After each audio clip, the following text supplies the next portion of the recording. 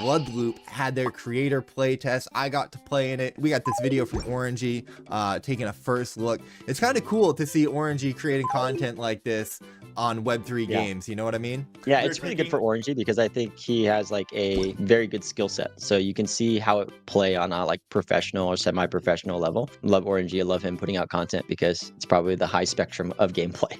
Yeah, exactly. Yeah, you can hear his clacking. That's what a pro does. Is it a mix of different types of games? It looks obviously third over the shoulder. Yep. But is it like kind of like Valorant-esque type of abilities, or obviously it's not as like quick in terms of time to kill, but is there any type of games that you've played recently that it plays like? Oh, that's a great question. It does have Valorant vibes, right? Even with like the graphics. It is right now the only game mode that they had was Team Deathmatch, and it was 5v5, just one map as far as I could tell. But it was good, man. It felt really good. It played really well. How is this looking to you though, Payton? First time kind of seeing some gameplay here. Yeah, it looks good. It doesn't look to me like a wild card or a shrapnel or like any of those ones that have like a high graphics fidelity. But again, it comes down to the gameplay loop, and I don't have my hands on it. Aesthetically, it just looks good. It doesn't look anything that like I haven't seen before. Yeah. And like preset, but I heard it's also a new team, so I'm not expecting them to have like a genre-defining game off of their first bat. So I agree with that. Yeah, some of these animations and graphics, like the jumping here, is just a little silly.